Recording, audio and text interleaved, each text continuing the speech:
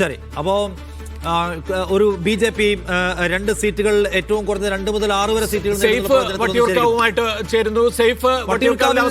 വട്ടിയൂർക്കാവിലെ മുരളീധരൻ സേഫായോ? സേഫേ അതെ നിഷാദ്, മുരളീധരൻ സേഫായി എന്ന് വേണമെങ്കിൽ നമുക്ക് ഈ ഘട്ടത്തിൽ പറയാം. കാരണം ഇനി എണ്ണാനുള്ളത് ഇനി എണ്ണാനുള്ളത് മുരളീധരന് അനുകൂലമായിട്ടുള്ള ചില സ്ഥലങ്ങളാണ്.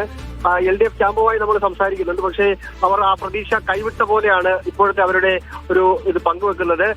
വട്ടിയൂർക്കാവിലെ ഏറ്റവും പ്രധാനപ്പെട്ട സ്ഥലങ്ങൾ, അതായത് പട്ടം, കേശവദാസപുരം മേഖലകളാണ് ഇപ്പോൾ ഇനി എണ്ണാനുള്ളത്. അത് മുരളീധരന് അനുകൂലമായിട്ടുള്ള സ്ഥലമാണ്. 2700 പരം വോട്ടിന്റെ ലീഡ് ഇപ്പോൾ തന്നെ ആയി കഴിഞ്ഞു. അതുകൊണ്ട് വട്ടിയൂർക്കാവ് കെ മുരളീധരൻ തിരിച്ചു പിടിക്കുന്ന അവസ്ഥയിലേക്ക് കാര്യങ്ങൾ എത്തിച്ചേരുകയാണ്. നിഷാദ്, തിരുവനന്തപുരം സെൻട്രൽ UDF 9707 വോട്ടിൽ ലീഡ് ചെയ്യുന്നതാണ് ഇപ്പോൾ ഞാൻ മനസ്സിലാക്കുന്നത്. സഫ്വാൻ അപ്ഡേറ്റ് ചെയ്തിരിക്കുന്നത് തിരുവനന്തപുരം സെൻട്രൽ. അങ്ങനെയാണെങ്കിൽ വളരെ വീക്കായിരുന്നില്ല, വളരെ പെട്ടെന്ന് കയറിയല്ലോ. ഒറ്റക്കയറ്റം കയറിയതാണോ? തിരുവനന്തപുരം സെൻട്രലിലെ അവസ്ഥ എന്താണ്? 9707 വോട്ടിന് ലീഡ് ചെയ്യുന്നുവെന്നാണ്. ചാത്തന്നൂരിൽ BJPയുടെ വിജയാഘോഷമാണ് നമ്മളിപ്പോൾ ദൃശ്യങ്ങളിൽ കാണുന്നത്. BB ഗോപകുമാർ അവിടെ MLA ആയി തെരഞ്ഞെടുക്കപ്പെട്ടിരിക്കുന്നു. ഒരുപക്ഷെ BJPക്ക് ആഹ്ലാദിക്കാൻ വക നൽകുന്ന കാര്യമാണ്. തീർച്ചയായിട്ടും അവർക്ക് രാഷ്ട്രീയമായി തന്നെയുള്ള പോരാട്ടത്തിലൂടെ ഒരാൾ ജയിച്ചു വരുന്നു എന്നുള്ളൊരു സംഗതിയുണ്ട്. NDA 2 സീറ്റിൽ ആണിപ്പോൾ അവരുടെ ഒരു സീറ്റ് വിജയിച്ചു, മറ്റൊരു സീറ്റിൽ അവർ മുന്നിട്ട് നിൽക്കുന്നു എന്നുള്ളതാണ്. ലിജോ, BJPയുടെ ഈ വിജയത്തെ എങ്ങനെ കാണുന്നു? ഞാൻ ഈ വിജയം ചാത്തന്നൂരിലെ പ്രബുദ്ധ ജനതയ്ക്ക് മുന്നിൽ സമർപ്പിക്കുന്നു.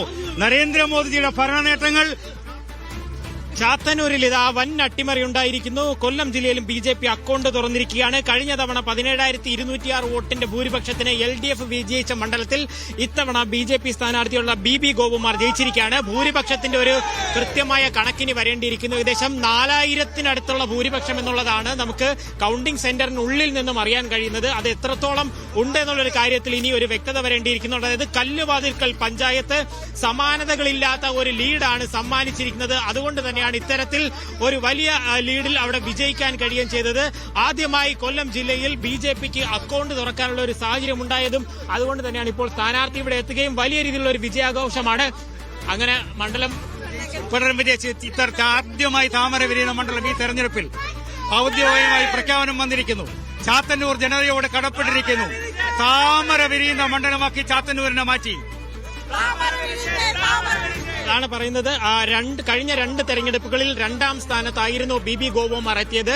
എന്നാൽ അതിനുശേഷം മണ്ഡലത്തിൽ തന്നെ നിന്നുകൊണ്ട് നടത്തിയ പ്രവർത്തനങ്ങൾ BJPയുടെ, അതായത് അമിത്ഷാ ഉൾപ്പെടെയുള്ളവരെ മണ്ഡലത്തിലെത്തി നടത്തിയ പ്രവർത്തനങ്ങൾ വിജയിച്ചു എന്നുള്ള വിലയിരുത്തൽ തന്നെയാണ് ആയിരിക്കുന്നത്.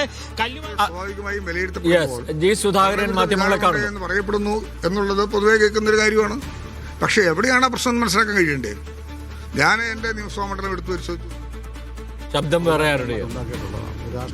അത് റോഷിയുടെ ശബ്ദമാണ് കയറിയത്. റൂട്ട് ചെയ്ത പ്രശ്നമാണ്. എൻ്റെ മകനോടും എൻ്റെ ഭാര്യയോടും മാത്രം സംസാരിച്ച ശേഷം, ഇവിടെ അനുവാദമൊന്നും എനിക്ക് ആവശ്യമില്ല, പക്ഷെ ഞാൻ അവരോട് പറഞ്ഞ ശേഷം ജനകീയ സ്വതന്ത്രമായിട്ടാണ് മത്സരിച്ചത്. ഒരു പാർട്ടിയായിട്ട് ഞാൻ ആലോചിച്ചിട്ടില്ല.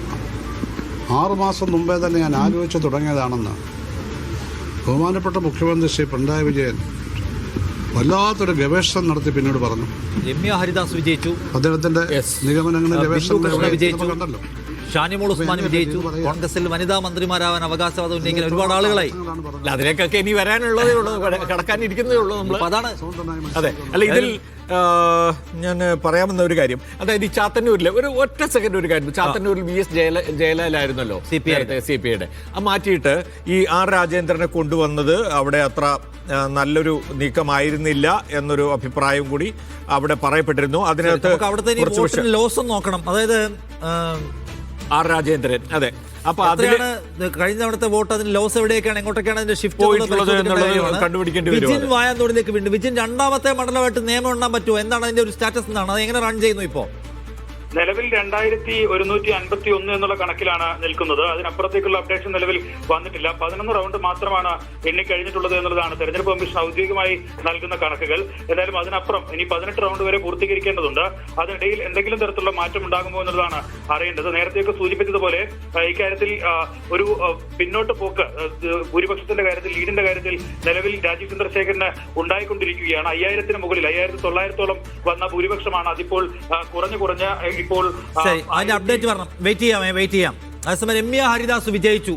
ആലത്തൂരിൽ ആദ്യത്തെ MP ആയിരുന്നു. രണ്ടാം തവണ ആലത്തൂരിൽ അവർ മാത്രമായി പരാജയപ്പെട്ടു. അവിടെ ഉണ്ടായ തോൽവി വലിയ തോതിൽ വിമർശിക്കപ്പെട്ടു. അതിനുശേഷം അവർക്ക് ചേലക്കര ബൈപ്പോളിൽ മത്സരിക്കാൻ അവസരം കൊടുത്തു. അവിടെയും പരാജയപ്പെട്ടു. പക്ഷേ ഇത്തവണ അവര് ചിറയൻകീഴിൽ പോയി മത്സരിച്ച് വിജയിച്ചിരിക്കുന്നു. പാട്ടൊന്നും പാടേണ്ടി വന്നില്ല.